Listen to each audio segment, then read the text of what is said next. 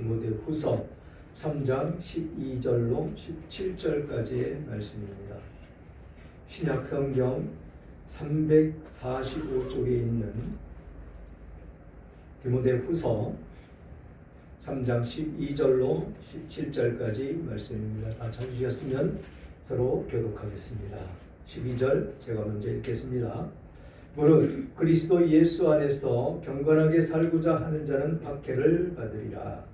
악한 사람들과 속이는 자들은 더욱 악하여서 속이기도 하고 속기도 하느니 그러나 너는 배우고 확신한 일에 거하라.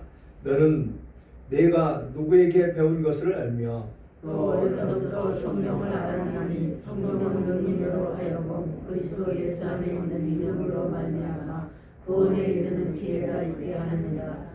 자, 16절 17절 다 같이 합독합니다. 시작. 모든 성경은 하나님의 감동으로 된 것으로 교훈과 책망과 바르게 함과 의로 교육하기에 유익하니 이는 하나님의 사람으로 온전하게 하며 모든 선한 일을 행할 능력을 갖추게 하려 함이라.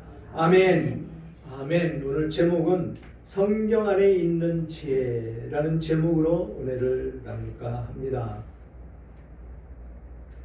가을비가 내리고 있는 과정 가운데 그 빗속을 내딛고 주님 전에 오신 여러분들 그 믿음 가운데 하나님께서 기뻐하실 줄 믿습니다. 이 세상에는 종교가 참 많이 있습니다. 그 많은 종교 가운데 제각기 경전을 가지고 있습니다. 불교는 해인사에 있는 팔반대정경이 있고 또 유교는 공자의 논어가 있습니다. 그리고 회계도들은 코란경을 가지고 있습니다. 또 우리는 하나님을 믿는 하나님의 백성들은 하나님의 말씀인 성경을 가지고 있다라는 것이지요. 그래서 우리 신앙의 모든 행위는 성경을 따르고 있다라는 것이죠. 우리는 성경 말씀대로 살아가라고 하나님께서 언제나 말씀을 하고 계시지요. 그래서 우리는 그 성경에 있는 그 기록되어 있는 말씀대로 이것이 살아서 역사하시는 하나님의 말씀인 것을 믿고 우리는 그 말씀을 따라갑니다. 우리 교회 돈 많습니다. 바닥에 돈이 떨어졌어요.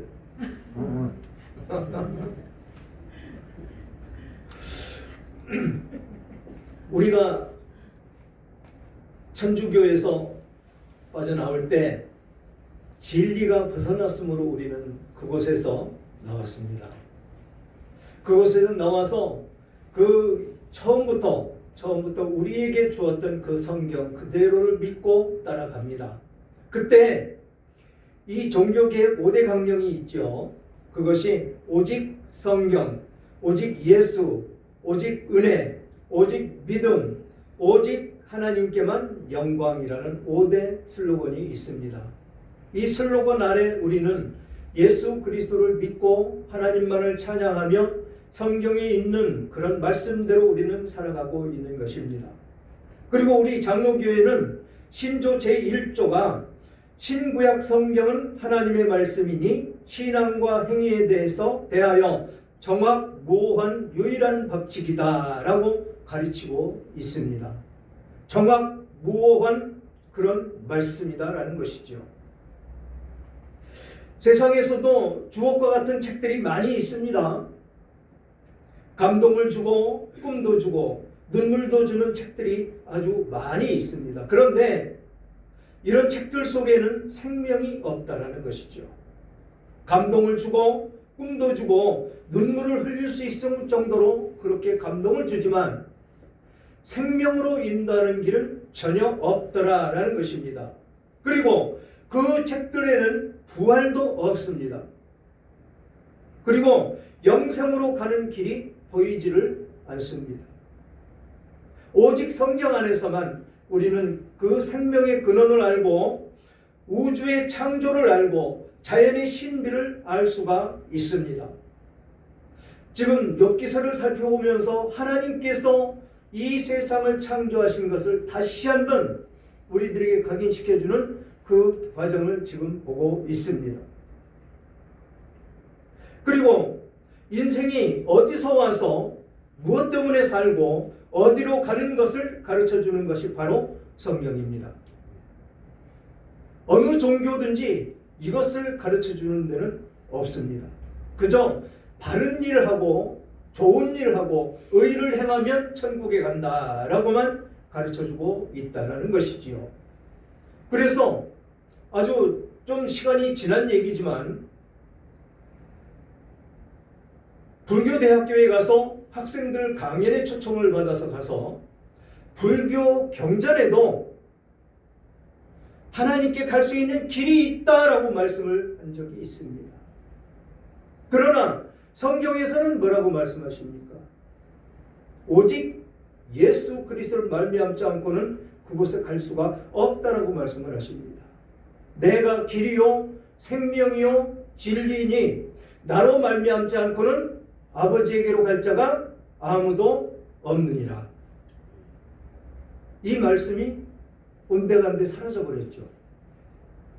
그러면 어떤 사람이 나가서 그 구원의 길로 가라고, 내가 지금 구원을 받아서 기쁨을 누리며 살고 있고 저 천국 시민이 됐는데 예수 믿고 나오라고 하겠습니까?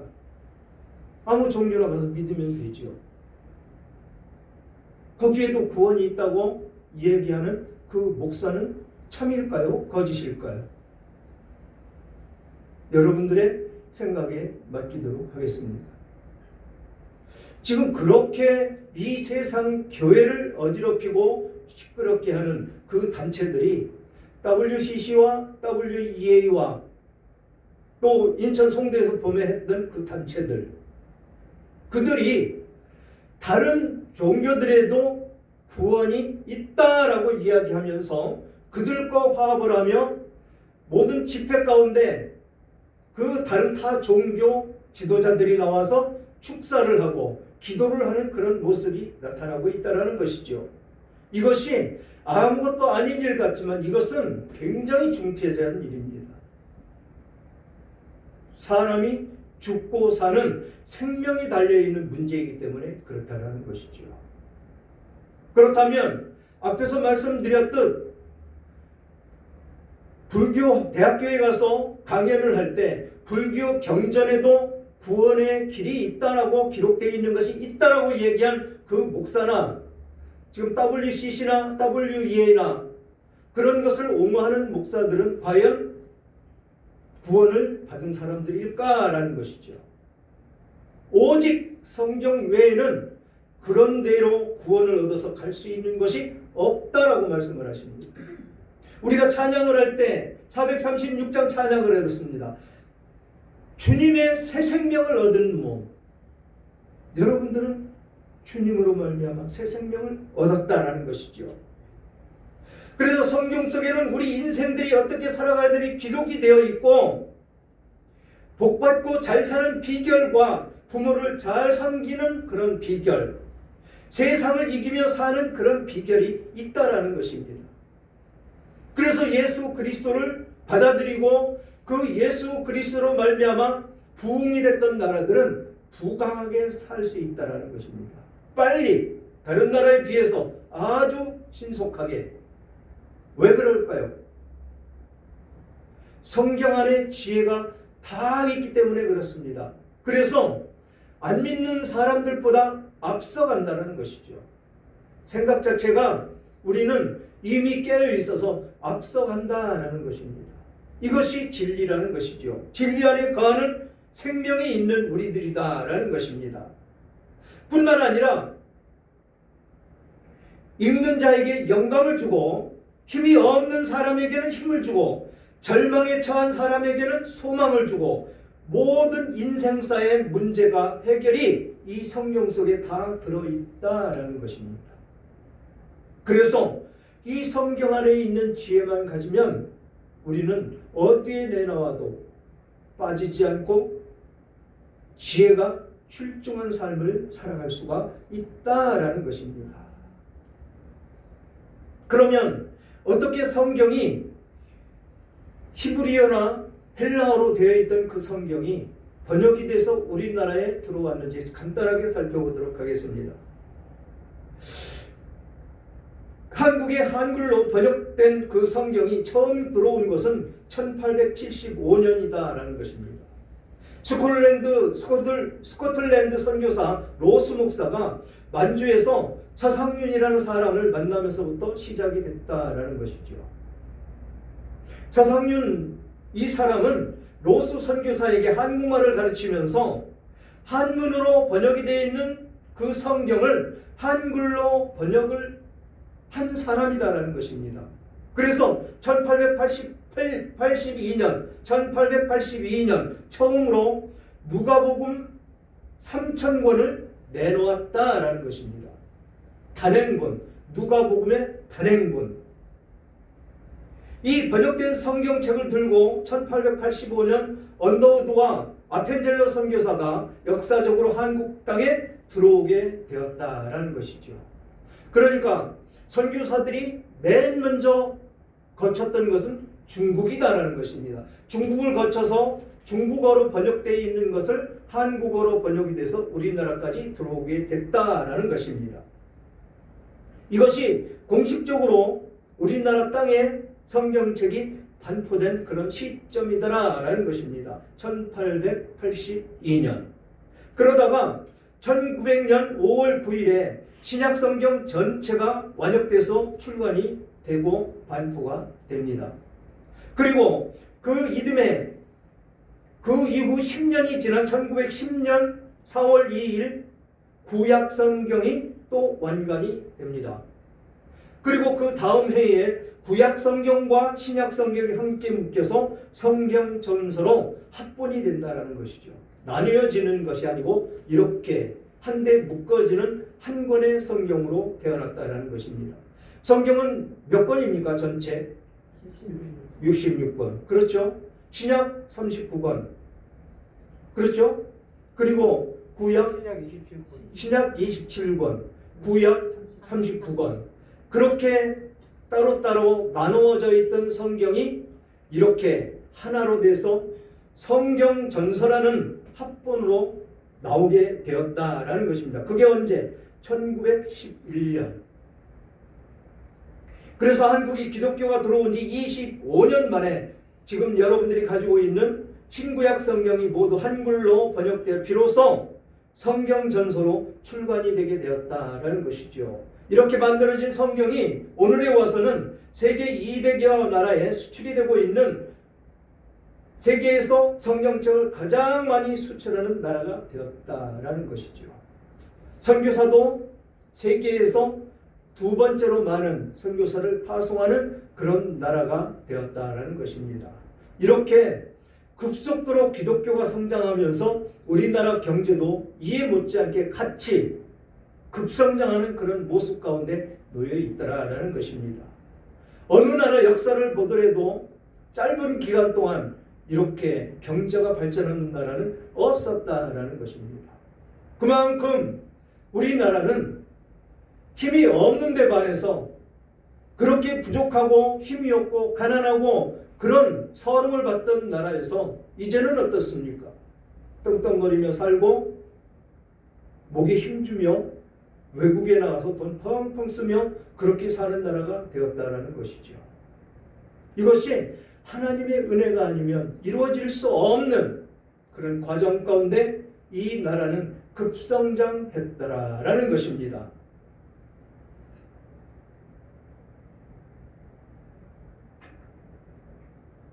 그래서 말씀 살펴보면 12절에 무릇 그리스도 예수 안에서 경건하게 살고자 하는 박해를 받으리라 라고 말씀을 하십니다.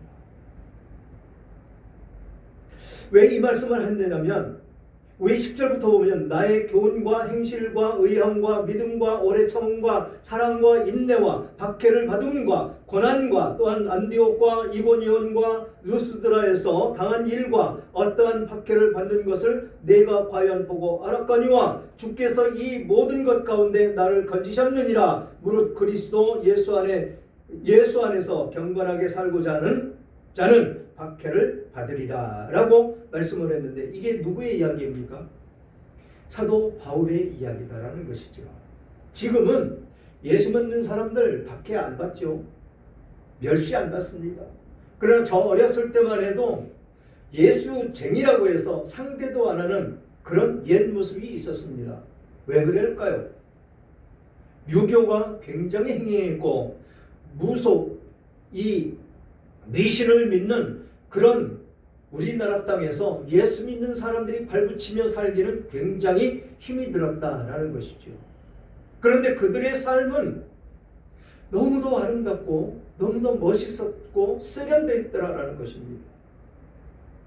제가 어렸을 때 학교 다니기 전에는 배잔뱅이 그런 것을 까맣게 물들여서 입고 다녔는데 그들은 흰식 옷을 입고 다니더라라는 것이죠. 똑같이 우리 시골에서 사는데 그 시골에 사는 부자들도 그런 옷을 못 입고 사는데 그들은 그렇게 그런 옷을 입고 예배에 가더라라는 것입니다.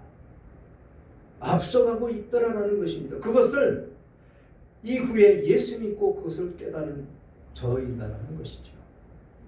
그렇게 박해를 받아도 멸시를 받아도 천대를 받아도 그들은 아랑곳하지 않고 그들과 타협할 생각 전혀 없이 오직 하나님만 믿고 하나님께만 예배드리며 찬송하며 기도하는 그들이었다는 것이죠.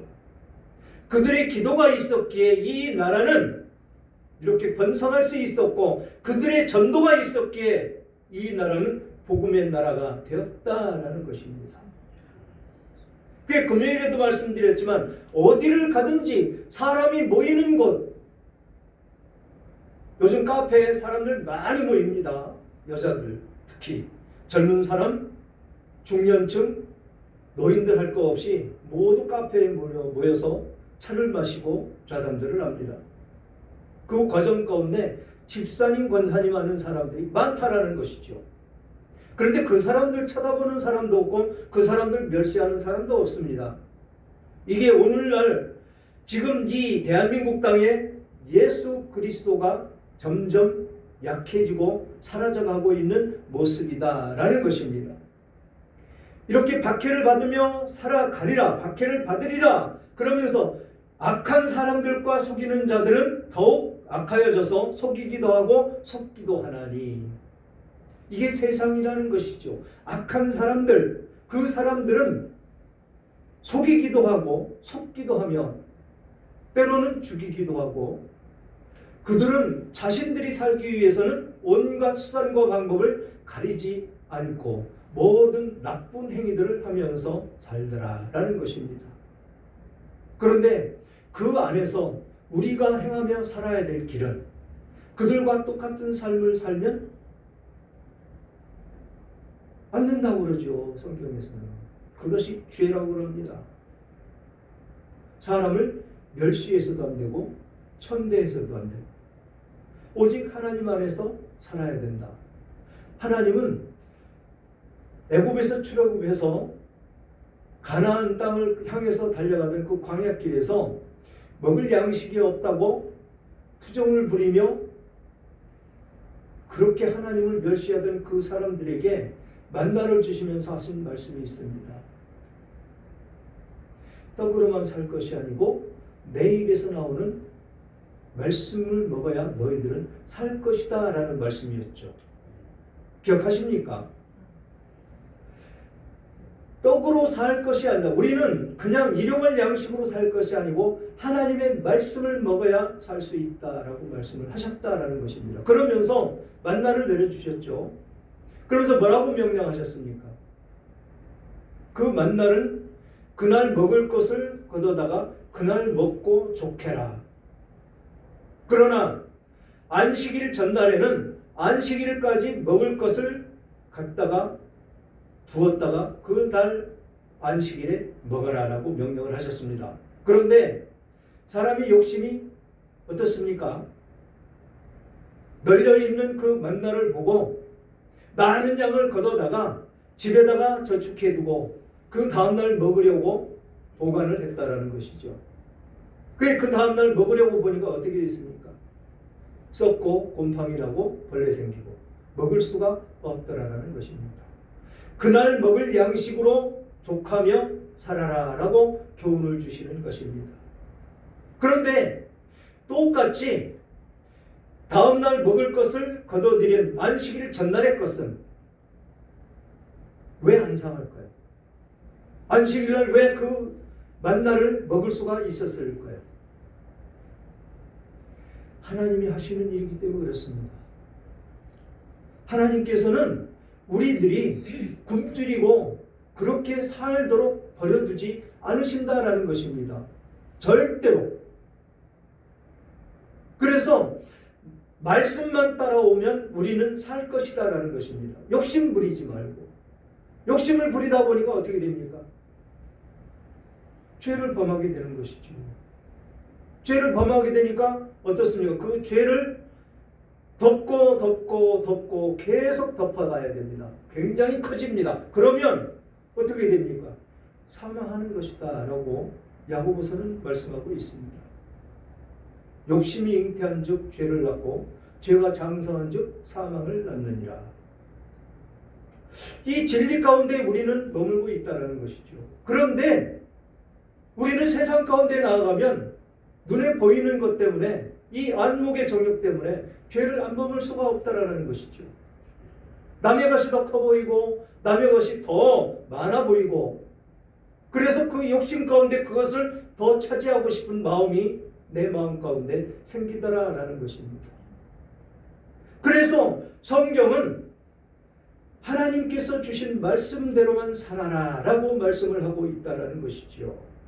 그러면서 또 어려서부터 14절 그러나 너는 배우고 확신한 일에 거하라. 너는 내가 누구에게 배운 것을 알며 또 어려서부터 성경을 알았나니 성경은 능히 너로 하여금 그리스도 예수 안에 있는 믿음으로 말미암아 구원에 이르는 지혜가 있느니라. 뭐가 있다고요? 지혜가 있다라는 것입니다. 지난주에 어디를 읽어드렸습니까? 잠언을 읽어드렸죠. 잠언 1장 사사기 아니에요? 아니요. 그거는 본문이고 잠언 1장 2절부터 5절까지 읽어드렸습니다. 성경 안에 그 지혜가 다 있고 그 안에서 살아야 된다라고 읽어드렸었습니다. 그런데 지금 뭐라고 말씀하시냐면 성경은 능히 너로 하여금 그리스도 예수 안에 있는 믿음으로 말미암아 구원에 이르는 이것이 중요하다는 것이죠. 구원에 이르는 지혜가 있느니라. 구원에 이르는 지혜. 이것 말고는 우리들에게 무엇이 필요하겠습니까? 저 천국 시민권이 권자가 되고 하나님을 아버지라고 부를 수 있는 우리들의 모습이 된 것이 가장 소중하더라라는 것입니다. 베드로전서 2장 2절은 이렇게 말씀하십니다. 갓난 아이들같이 순전하고 신령한 젖을 사모하라. 이는 이로 말미암아 너희로 구원에 이르도록 자라게 하려 함이라. 지금 여기서 이야기하는 갓난 아이들과 같이 순전하고 신령한 젖을 사모하라 라는 것이 무엇을 뜻하는 것입니까? 바로 하나님의 말씀을 뜻하는 것입니다. 우리들이 장성했지만 이미 이제 노년에 들어서는 60대가 다 넘었지만 뭐라고요? 어린아이같이 순전한 마음으로 신령한 하나님의 말씀을 사모하라 라고 권면하고 있다는 것입니다. 그래서 그것을 사모함으로 우리들이 구원에 이르도록 자라게 하는 것이 성경이다라는 것이죠. 우리가 천국에 이르렀을 때 부끄러운 구원이 있고 아주 면류관 안에서도 크게 하나님께 칭찬받는 믿음이 있습니다. 그런 구원 가운데 우리는 그렇게 면류관을 받고 하나님이 칭송하시는 그런 구원을 얻기 위해서 신앙생활을 하고 있다라는 것이죠. 그래서 이 성경에 있는 말씀대로 우리는 행함으로 말미암아 거룩한 삶을 이미 살고 있더라라는 것입니다.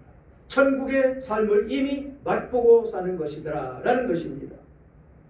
그래서 16절과 17절을 보면 뭐라고 말씀하시는지 다 함께 합독하도록 하겠습니다. 16절부터 17절 시작.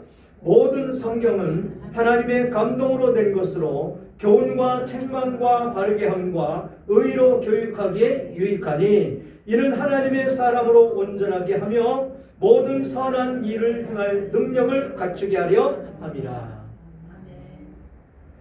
성경은 하나님의 감동으로 되어 있다라는 것입니다. 지금 이 성경은 3000여 년 전에 구약 성경은 쓰여졌습니다. 누구를 통해서? 사람을 통해서 하나님이 감동을 주셔서 그 감동대로 썼다라는 것입니다. 그런데 이 성경을 왜곡하는 사람들이 있습니다. 지금 우리가 선택한 이 성경은 사본이 여러 사본 가운데에서 가장 적합한 그 말씀으로 이 성경을 채택할 때 이 성경을 채택했다라는 것이죠. 언제? 주님 오신 후에 325년 그 옛날에 이것을 채택을 했다라는 것입니다. 그런데 그 이후에 사본들이 발견이 되는데 우리 성경과 달리 우리 성경에는 없음이라고 되어 있는 부분들도 그 성경에는 있더라라는 것이죠. 그렇다고 해서 그 성경을 따라갈 수는 없다라는 것입니다. 왜?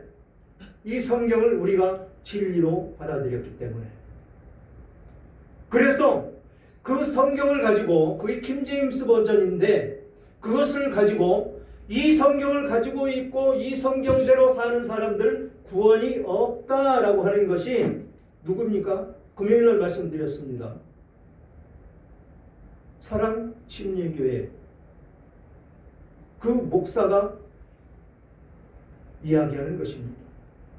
킹 제임스 버전 외에는 구원이 없다라고 이야기하는 것이 그 목사의 이야기입니다. 그 목사가 지금 구국운동한다고 많이 유튜브에 아주 팔로워도 엄청 많습니다. 그런데 그런 사람들을 쫓아가면 실족한다는 것이죠. 참교회에 있던 제 친구 장로가 참교회에서 나와서 끌려갔습니다. 그래서 한번 만나서 권면하다가 완전히 세뇌가 되었기에 저는 이야기를 더 이상 안 합니다. 교제 안 합니다. 소중한 시골 친구인데. 이렇게 성경을 왜곡함으로 말미암아서 진정으로 하나님께서 감동으로 주신 이 교훈과 책망과 바르게 함과 의로 교육하기에 유익한 이 책을 변질시키더라라는 것입니다. 지금 제가 늘 말씀드리는데 지금 제 자녀들을 지금 나와서 기르고 싶다라는 말씀을 많이 드립니다. 왜?